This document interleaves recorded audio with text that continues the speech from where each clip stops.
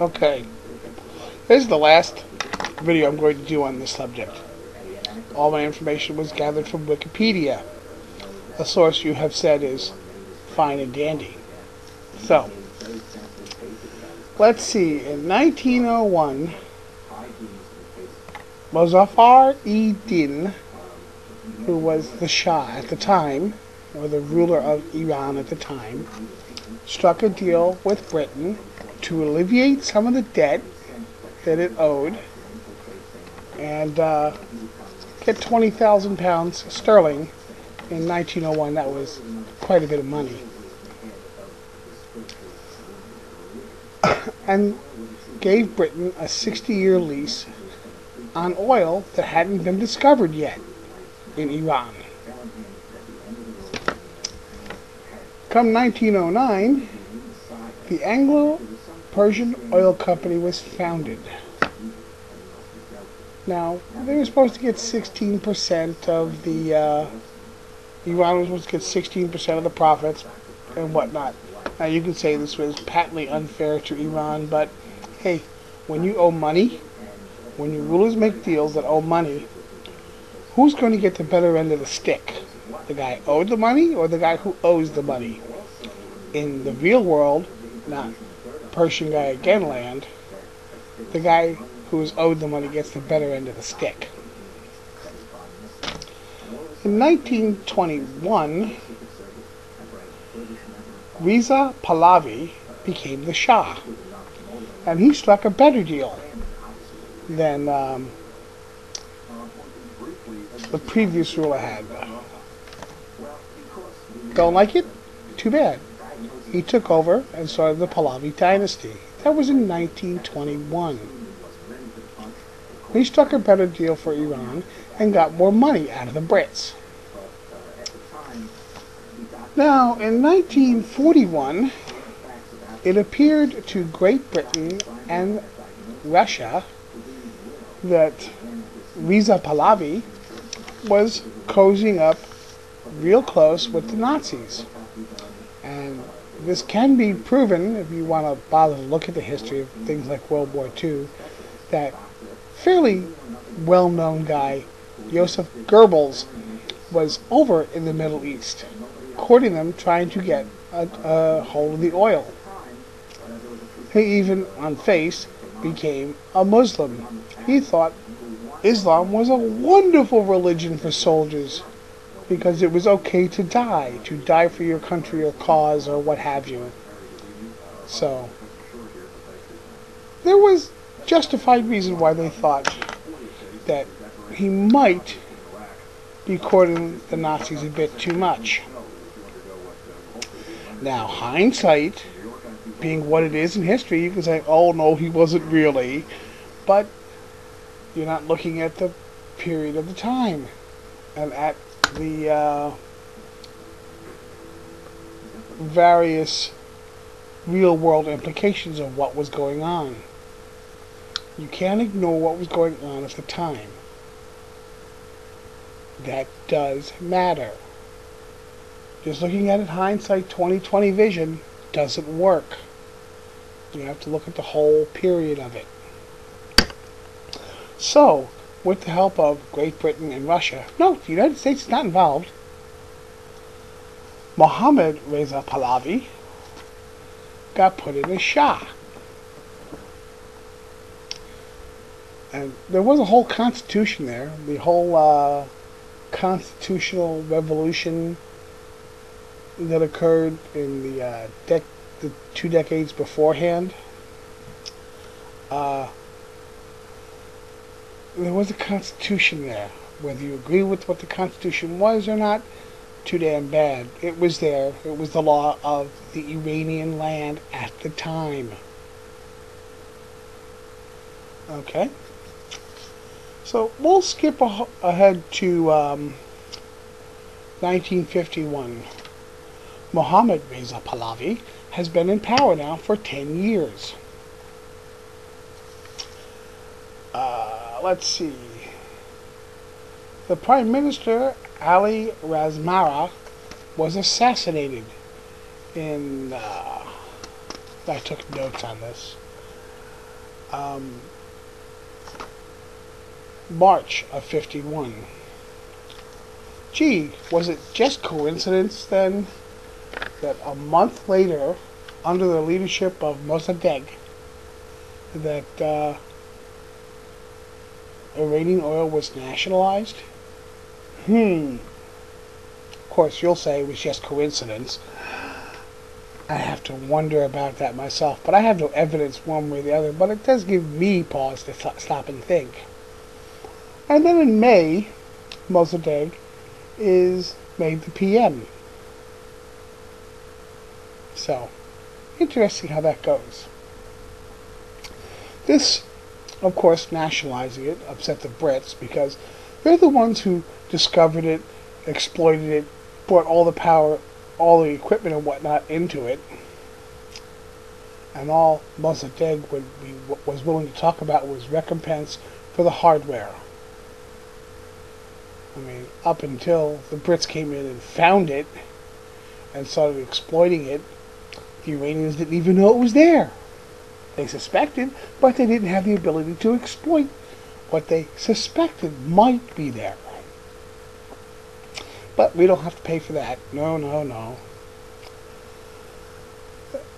Which led to the Brits laying down sanctions against Iran. This also led to the Abadan crisis.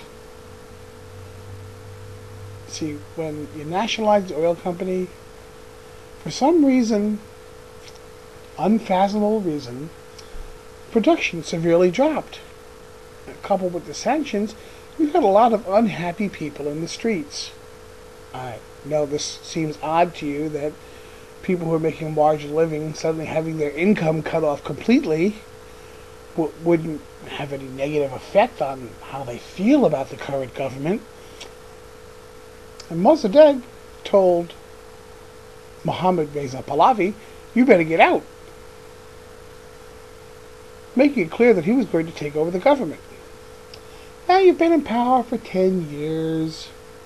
You like being in power. Who do you turn to? Your allies, one of which would be Great Britain. Great Britain had some problems, and they were war weary after 2 world wars. Who could blame them, really? I went to the U.S. for help in 48 to 52. Truman was in power. Truman wanted nothing to do with it.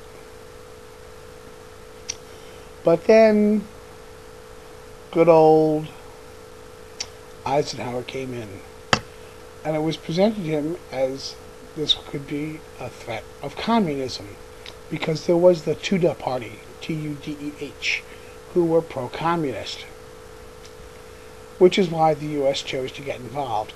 Now, if you choose to ignore the effect of the Cold War and the hostilities going on between the Soviet Union and the U.S., that's another big mistake you're making, because it affected the entire globe. It truly did. Think of a chessboard. Iran was just another piece. At best, a pawn. But you probably don't want to see that either. Which is why Kermit Roosevelt, the grandson of Theodore Roosevelt from the CIA, got involved at the orders of the President Eisenhower. Now, that's another little thing you skip over. You make it seem like the U.S. went in with troops and suppressed mobs and forced everybody to do things. No, no, no. MI6 and the CIA came up with a plan. They used their heads. And with the Abadan crisis going on, and people in the streets very unhappy with how things are going, and Mossadegh telling Shah, get out.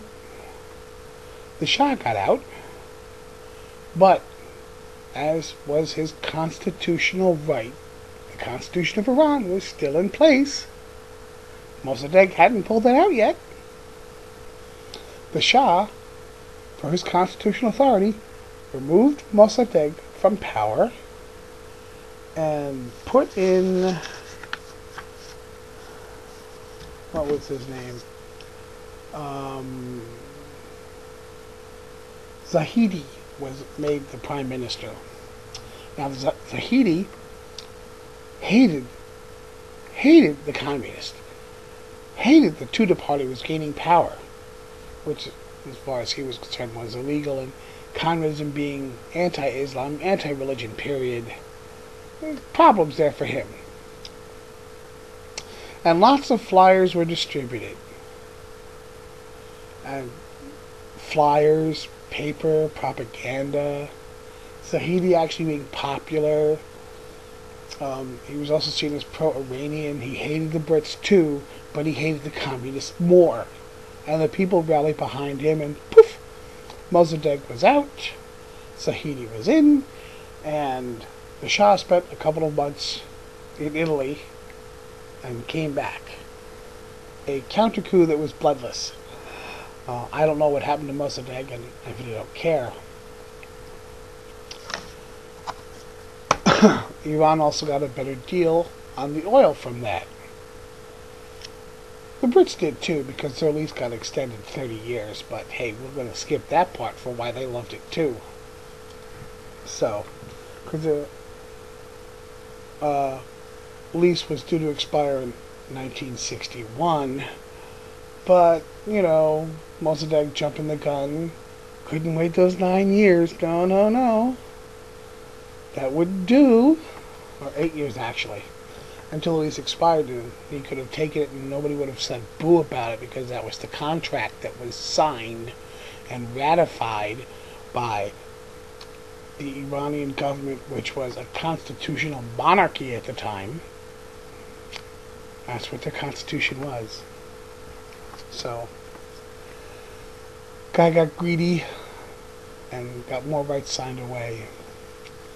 Now you can claim that the U.S. was the puppet master of Iran.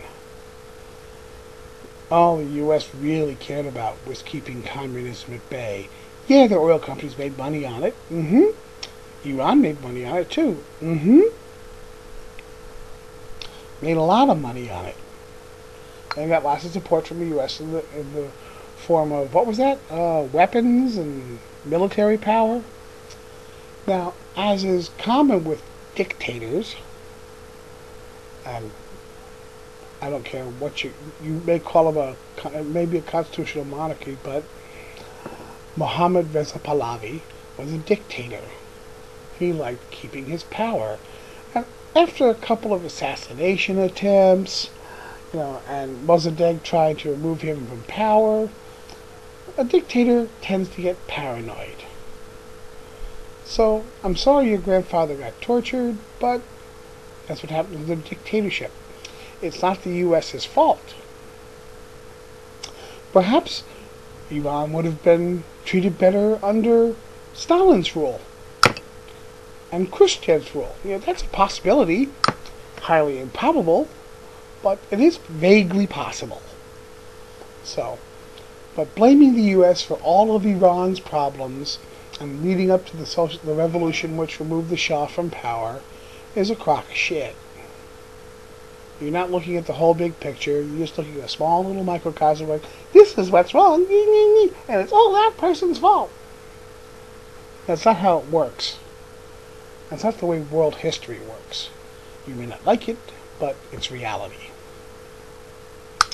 Sorry to burst your bubble, Persian guy again, but that's reality, and that's what happened. See, if the U.S. hadn't been there, guaranteed the Soviets would have been. And they would have been exploiting that oil. Do you think the Soviets would have given how they treated their own people and the other satellite states that they had, do you think the Iranians would have gotten a much better deal from the U.S., from the Soviet Union? Tell me, please. I'd like to know. Would the Soviets have done Iran better than the U.S. did? Because those were the two powers at the time. France was, well, France. Britain was waning down. So that left the U.S. and the Soviet Union as the two superpowers. You tell me. Please. Have an adequate day. Da, da, da, da, da, da.